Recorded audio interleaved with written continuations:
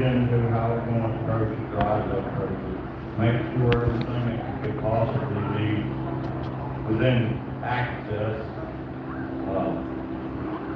with all, before with all the production people we had before, it was a job just in itself, making sure that these people from California No, nothing. was safe. Yeah, they had no idea what slick rocks and slick trees that's laying under the leaf. They had no idea what they were. But it's gotten a lot easier, but we try to stay safe and prepared. It's just the way things work out. Sometimes they don't go the way you want. Yeah. Thank you, sir. Hello, my name is Andrew Privet from Latrell, Tennessee. My question is, what is the most dangerous experience you've had in the woods hunting cryptids?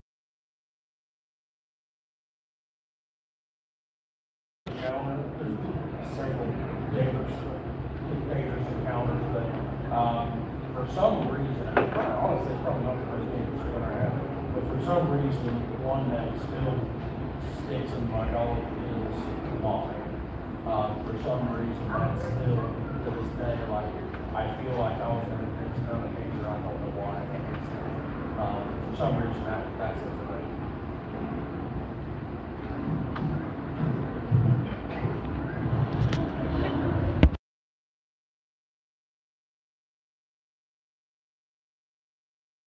Man, I was up on that bridge. Willie, he was up on his building a gigantic bug jack, like Mothman. And I'm up there, I'm about 90 feet in the air, and I'm walking on a beam about probably 12 inches wide. I had no climbing gear, and I mean, that ground starts shaking, and I see big red eyes at the end of that. That was intense. I gotta stay with the Cherokee Devil. I think he's still roaming around. Thank you, guys. Okay, there you go. See if you can handle two of them at the same time. Hi, my name's Owen. I'm from Nolensville, Tennessee. I got two questions. At the end of Wild Monsters, you kind of left us on a cliffhanger, and I just want to get an answer on what do you think Trapper dug into at the Tiger Valley? So, something that we're going to end up, I don't want to disclose too much yet because we've got some big things in the works. The Tiger Valley is involved. So I don't want to dig too much into, I don't want to answer that too clearly. But Trapper definitely dug into multiple. Big can of worms. Yeah. That's Trapper for you. Yeah, that's Trapper. I ended up with 2 months. And my second question is, what is the, other than Bigfoot, non-Bigfoot cryptid, what is the most scary that you hunted? My first wife. He's not wrong. Other than cryptid, Yeah, other than Bigfoot. probably a big old about 400-pound bear. It was backed up in a little thicket, had about 8 or 10 hounds on him. He had attitude from you know where. Yeah. Oh, Coming good right man. through you, no weapon. Yeah. That gets interesting. Yeah, well, thank you. Have a good Sure. one, Rob. Hi. Ah, Which apple We got you. which creature that you hunted fascinated you the most?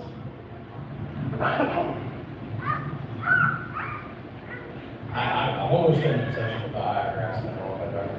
Push that enough. That was going to be fun, but that and Mothman are my 2 top favorites, hands down. What about you, Bill? If you buck, probably, Grassman. He was a worthy adversary. He trashed 3-yard tracks. Trashed, quicksand pit trap, Uncle Leroy's van, and then me and Bully spent weeks on putting the minefield and traps in there. He come there, he big, gigantic, big semi-rim through the windshield. Worthy adversary. Snally guy, sir.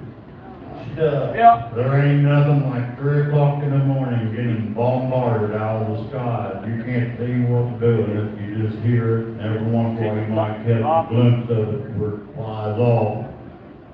Yeah, that was probably the one I probably would. Thank you. Yes, ma'am. Hi there, Joanne. Hello. Hi there. I wore my Mothman t-shirt today. Yeah. It was just at Point Pleasant. What an interesting story. Fascinating. You said you like Mothman? Yes, Have ma'am. you been down there to look at the munitions bunkers and check Lots it? of Yeah. times. Lots of Did you, anything come up for you? TNT, we've been all over down there. Down there at the It's, TNT? no, not a lot. There's some other things, I don't know, just kind of felt creepy in there. But no, as far as, Mothman and so forth, I'm not. All right, now my Bigfoot question. All right. I don't believe there's ever been a Bigfoot body found, and so I'm wondering, could they be like in another dimension? I don't think so. I know that is a theory some people have. I do not think that they're in another dimension. Flesh and blood. I would give you a good example of how quickly things go away in the wild. Here recently, I was on tour and I found a dead deer. And I went back the next week and it was gone. The only thing left was bones that were because everything eats it. Maggots do the work very quickly. However, that's not necessarily my theory of Bigfoot. I think they bury their own. Yeah. I have one more question. Yes, ma'am? Where is the greatest population of like either their footprints or sightings that you are aware of? A population you're seeing, like maybe somewhere in Tennessee, this is the greatest population of sightings or footprints or evidence? Salt Fork, Ohio, one of them. Ohio? Oh, yeah, Salt Fork, yeah. Ohio? There's tons of sightings up there. There is a lot of sightings up in that area.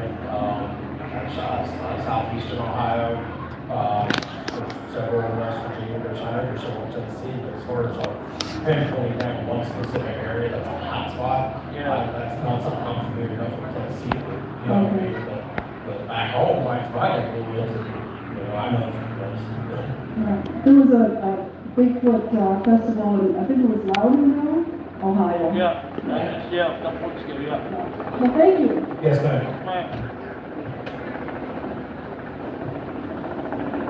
Hello, gentlemen. Hello, ma'am. hello! Jennifer Piercy from Wayne County, Kentucky, like Cumberland, that way. So, I actually got a two-part question.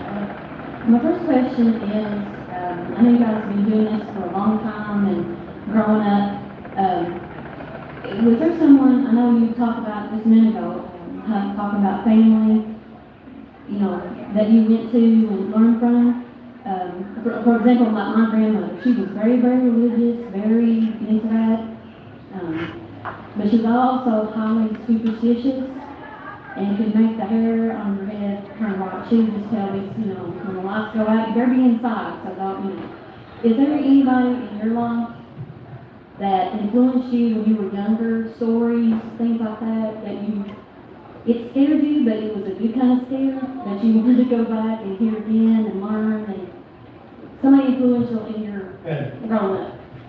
So I've known him since I was a child, Mm-hmm. and he's the first person I ever told my Bigfoot account to, and that was at a very young age. So I told him.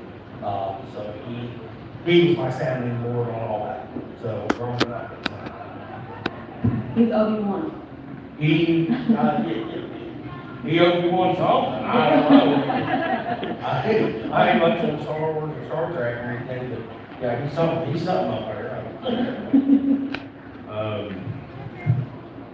A lot of them in my family that I learned from, and I still look up to me and know and all around me.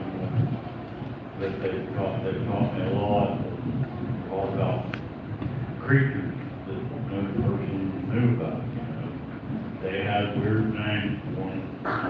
Some people, they didn't like calling the water valve because they'd get a curve. There's a lot of strange beliefs in the Appalachian Mountains. Oh, yeah. You don't sweep dirt out the door because that's sweeping money out. You don't let it rock. You know, there's just things like that that you still expect as a kid to believe in. You respect it, not believe it, respect it. Right. And I have another question. I know you talked about the grass man. I think one of the reasons why he was kind of rude to you all because you was messing with his mash. But anyway. Yeah, we sold his match, yeah. It's I very guess what same really, way. put him over the edge. Yeah. So my next question is there something that you're looking at, like in the future, something that you haven't been after yet, something that's like, that would be really good to come across? Yes, ma'am. We are actually exploring our options on several different cryptids, and possibly expanding outside of the Appalachian Mountains. I've been in contact with a couple different people, down in Florida. Someone even said something earlier today about this country, that's something that we are, stuff like that. Florida in January, sounds good. But we need to make sure we have our information gathered. But yeah, we are opening up to cryptids. And for real, Yes, ma'am. we watch you come and do that, amazing skills. Great. Yes, ma'am. Hoorah. Thank you. Thank you.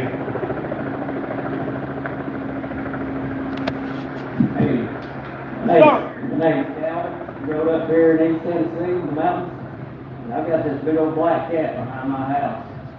Panther, y'all ever run across him before? Yeah, we've had incidents with them. My grandpa seen them back in the '60s, first one. But I've seen them, I've had cousins, neighbors seen them.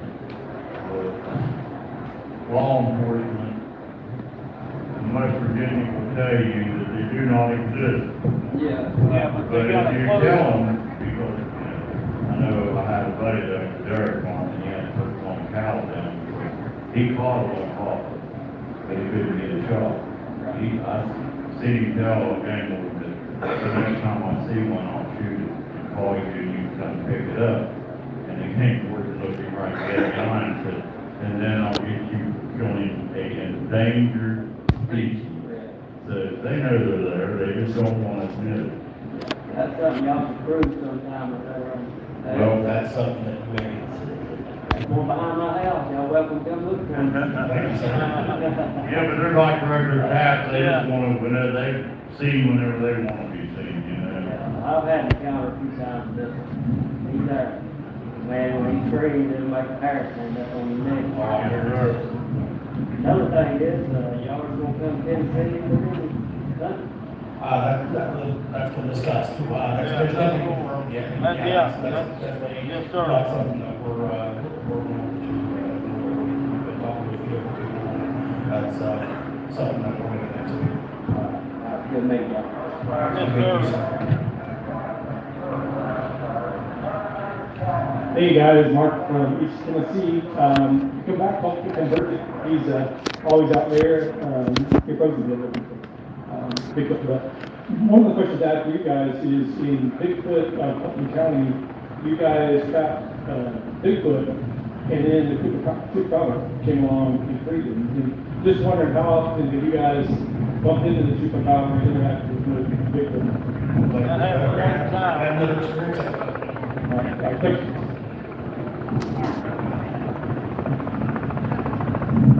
Hi, my name is Kyle from Manchester, Tennessee, and exactly how many markers have you caught on camera? I've been able to call on camera, I don't know the exact number, I think. So we've been 5 or 6. That's just a rough estimate. We have to go through and look at it. I have to.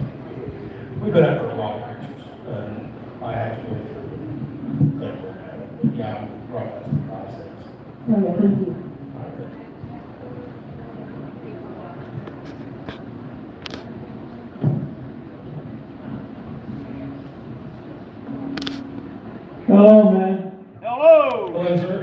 My name's Bill, and I'm up by the big South Fork.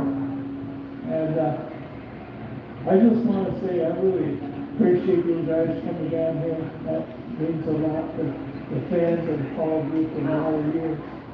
And, I could ask you about some cryptids, but I want to ask a couple personal questions.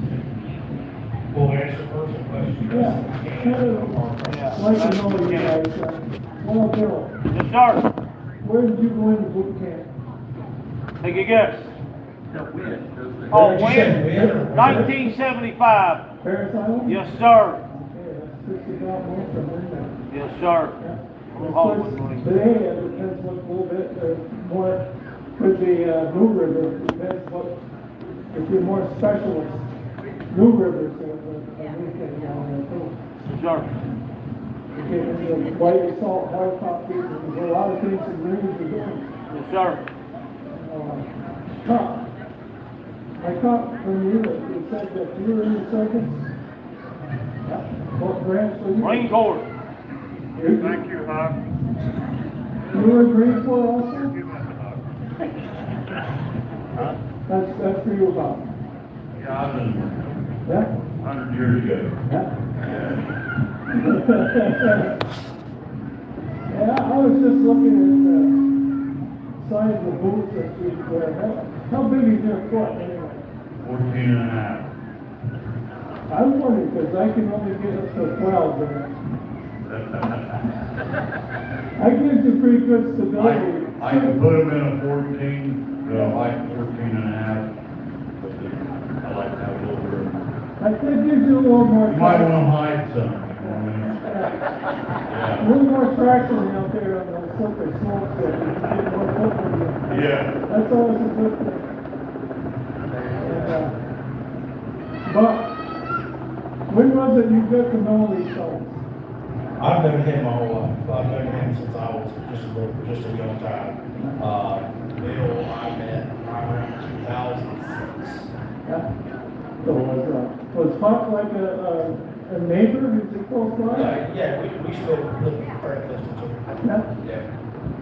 Yeah, he's, this man was a hometown legend before TV was ever called. He's pretty good. I'm trying to get comfortable.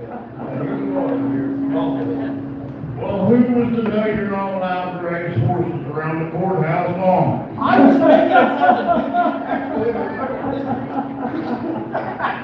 thinking I'm joking. Well, that's what I'm saying. Really enjoyed watching you folks. A lot. Thank you, sir, I appreciate it. We got time for one more bug. Tell everybody, about everybody has to be a rock and not know what YouTube is, but tell everybody how that works and the importance of subscribing and all that business right quick. So, on our YouTube channel, the easiest way to find it is you go to type in theso18.com. You go to, click on the link for YouTube. It's all free, 100% free. You get a YouTube account, hit subscribe. The more subscribers we get, the more it gets pushed out there, the larger it grows. So that's what we really want to get it out there. Notification too, right? Let's know. Yeah, if you click on, subscribe and notifications, then you'll get notifications every time that something comes out. But yeah, it's really simple, it's easy. You don't even have to have the app YouTube to watch YouTube. You can just type in YouTube in a search engine, go straight to it, type in something about Elijah, and it'll take you right to our channel where everything is free to watch. Okay. Charlie Stout again, Murfreesboro, Tennessee. I have a question that is, do you have any advice if people want to get out there and go hunting and have experiences for themselves? Like, do you have any guidance, or are there good guides that would help you to have your own personal, just thrill of the hunt, I guess, kind of thing? Or do you advise against it? No, it's like I told the parents with their kids that were talking about them being out in the yard and stuff, and working in the edge of the woods. Encourage it. I encourage people, you know, if you don't know nothing about the woods, you can learn how to read compass. You can learn how to run landmarks. Start at the state park.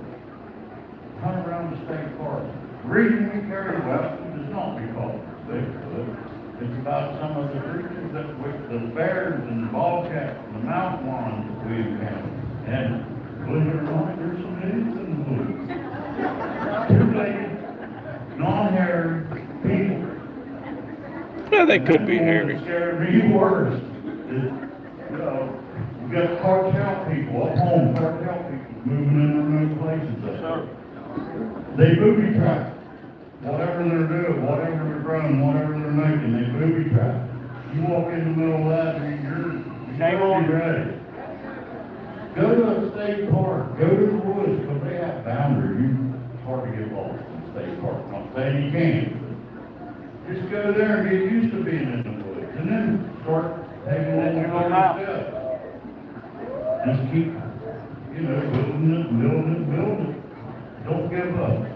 My recommendation is find a food source. Learn your trees, learn what times of year different trees produce different foods. You know, right now, white oak's pretty well fed out, but now the red oak's dropping heavy. Late season, the black oak will be dropping. Acres are a food source as well as hickory nuts. You know, late season honeysuckle. Food sources for wildlife is food sources for Bigfoot. Because if Bigfoot not only will eat, you know, acres of they also have animals that go in to feed off of those. So I always preach food source, which when it comes to food source, learn your trees. And also learn the lay of the land before you put it. You better know the area, have a topographical map, because what you don't want to do is end up, you know, falling over the cliff and you're in a tight. But that's my advice. Well, guys, we appreciate you. We'll be back, we're heading back over to our booth momentarily. Bye. We'll be back over there in just a few minutes. Come by and see us, holler at us, and we'll be good for a little bit. We appreciate y'all coming out. Thank you. YouTube and Sons of Appalachia, like and subscribe. Sure. We'll see you later. Folks, good job. This is our long, they've always stood up and come help us out here. Remember this, all the proceeds from this go to veterans. They know that. They love coming. We appreciate them. Give them a great big up for coming to Bigfoot.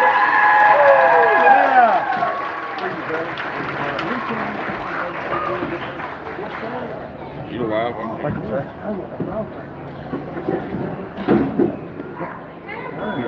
I'll see you in a minute.